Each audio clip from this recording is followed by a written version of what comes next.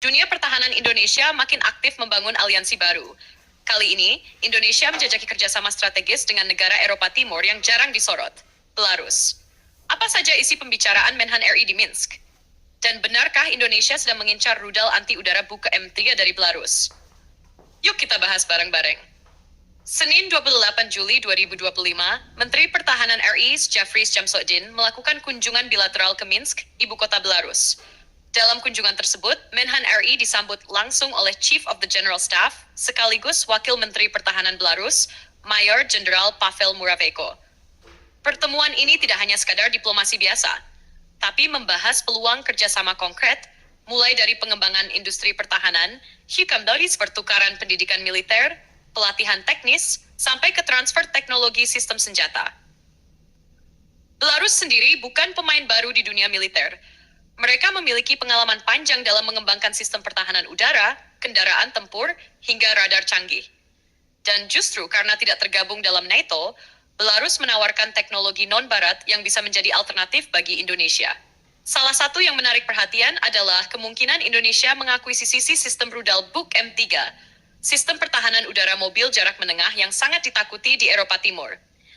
Buk M3 dirancang untuk menembak jatuh berbagai ancaman dari udara seperti pesawat tempur, drone, hingga rudal jelajah. Dengan jangkauan tembak hingga 70 km dan ketinggian 35 km, sistem ini mampu melacak dan menyerang hingga 36 target secara bersamaan. Jika jadi dibeli, Buk M3 akan menjadi lapisan tambahan dalam sistem pertahanan udara Indonesia, berdampingan dengan NASAMS, Sky Shield, dan sistem pertahanan lainnya. Meski belum ada pengumuman resmi soal akuisisi, sumber dari kalangan pertahanan menyebut bahwa sistem seperti Buk M3 sedang dipertimbangkan dalam skema modernisasi TNI. Khususnya, jika Indonesia ingin membangun sistem Integrated Air Defense System (IADS) berlapis seperti milik Turki atau Iran.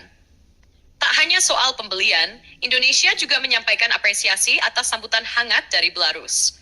Pemerintah menegaskan harapan agar kemitraan ini memberikan manfaat nyata bagi kepentingan nasional kedua negara, serta mendukung perdamaian dan stabilitas kawasan.